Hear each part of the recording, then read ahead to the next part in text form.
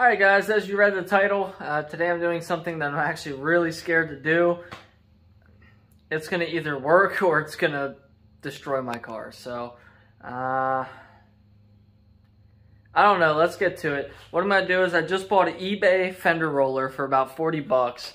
The front fitment is fine. Actually, when I run spacers in the front, I'm not rubbing at all. But when I run the spacers in the rear, I'm rubbing severely bad.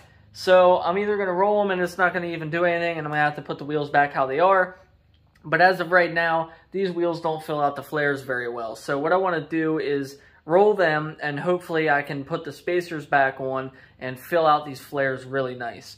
That's the plan. If that doesn't work, I might go for a slightly smaller spacer, because as of right now, the fitment looks great if it would be a stock body. But with these flares, it just doesn't look very good. The wheels are still in quite a bit from the flares. Got my fingers crossed that the car gods are looking out for me today.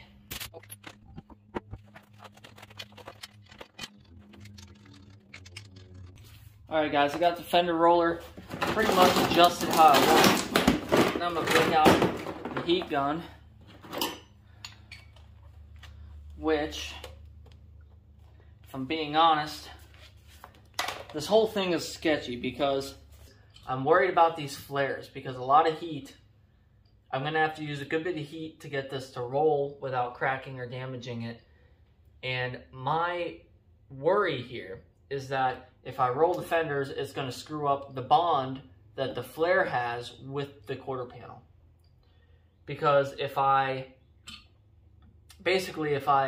heat this thing up and I am warping the fender, essentially warping the quarter panel, what happens most times when you roll is it has a high spot in the middle. You know, it fades out. It gets, you know, a gradual roll into a pretty heavy roll in the middle. And what will end up happening is it'll arch the quarter panel, and I won't be able to, the flare's not going to stick. It's going to end up screwing up the flare. So I'm hoping if I'm gentle enough with it and I do it, I'm just going to take my time. And I'm hoping that if I do that, we'll be okay. So I'm gonna finish adjusting this. Fire up this heat gun, set it to 800 degrees. That should be good. We don't really need it any hotter than that.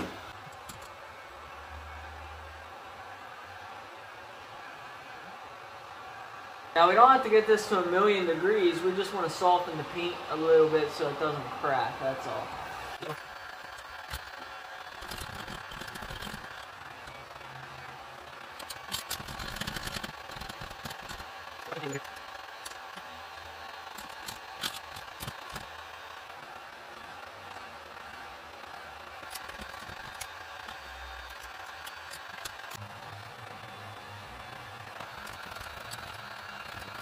Alright, sorry for the low lighting, but you can see here's the factory width here.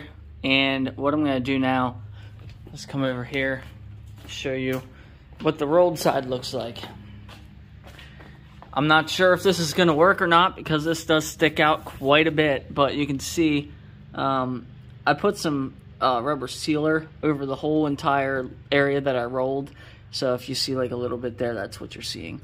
But anyways, you can see right there is pretty much where the roll started, and you can see how tight it gets up in there. I mean, this lip is very tight now, so it's either going to work or it's not. If it doesn't work, this wheel does stick out past the flare just a little bit. Once it's on the ground, it'll be sticks out maybe like that, like 1/4 of an inch. So worst case scenario, if this didn't work, I'll get a smaller spacer. I believe these are 25 millimeters, so I could probably get 20 or 15. Okay, so here is the original side without the spacer. You can see how ugly that looks right there, where you can just tell it doesn't fill out the flares. Just looks wrong. Then we'll go to the other side. Look how much better that looks. I mean, that's 1,000,000 times better. That's how it looks on this side. I only have that back one done. Here's how it looks on this side. So you can definitely tell it fills it out so much better, and it it sits great. It really does. It is so close to not rubbing. It is only rubbing on like every other thing I hit. So I really don't think I can roll it anymore. I got it rolled pretty aggressively. So the only way this is going to work now is probably a smaller spacer. So I can get a 20 millimeter spacer or a 15 millimeter spacer to finish filling out these wheels, or filling out these flares. Fast forward a couple days into the future, now I have the new wheel spacers. So the original ones, I was still rubbing a little bit, and I was debating between going 20 or 15. I ended up going 15. I didn't want to get 20s and then it not be enough. So I'd rather the fitment not be quite as nice. So let's get to it. I'm going to install the spacers on all 3 wheels. I didn't roll the other fender yet, so I'm going to install the spacer on all 3 wheels, go back, roll that fender, and then install the spacer on that, take it for a drive.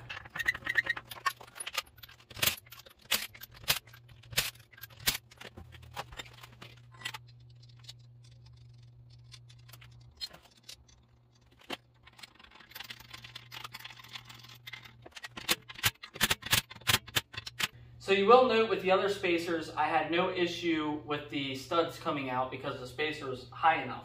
However, these new wheels have pockets in them that should allow for these to fit even with those studs coming up like that. So fingers crossed, we should be okay though. If they don't fit, this would suck.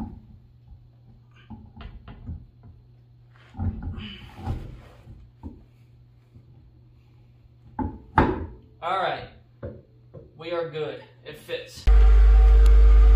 Alright, give you an idea now, comparison stock to the spacers before I do this side. Here's the stock. Don't mind the freaking dents. I still gotta get those fixed. And the spacers. So, definitely a much better look. Let's just hope we don't rub too bad. Or at all, actually. I don't want to rub at all. That actually looks pretty good, considering. There you can see how bad it looks without the spacer. I mean, look at that. That just looks awful without the spacers. You can see, just see how the fitment is. So even with the 15 millimeters, we still got a much better fitment on this thing now. Much better fitment. Alright, let's do the other side. Alright guys, well I just got back from a drive. We're still rubbing. So, we're not rubbing on the back side, we're not rubbing on the back passenger side, we're not rubbing on the fronts, but we are rubbing on the back driver side. And even when I was driving, I was purposely hitting some bumps, and I shifted my weight over to this seat to see if it was just because I was over here that it was rubbing back here. But for some reason, it is only rubbing on this back corner behind me. So I was like, well, I'll try something. So I could probably roll it just a little bit more, but I really don't want to. I took the spare tire out and all the crap out of my trunk because I had a big tote of car detailing supplies and some camping chairs, and I weighed everything as I took it out, and it was about 85 pounds in the trunk between the spare tire and all the stuff I had in it. And I took it just now again, and I didn't really get any rubbing at all, unless I hit a really hard bump.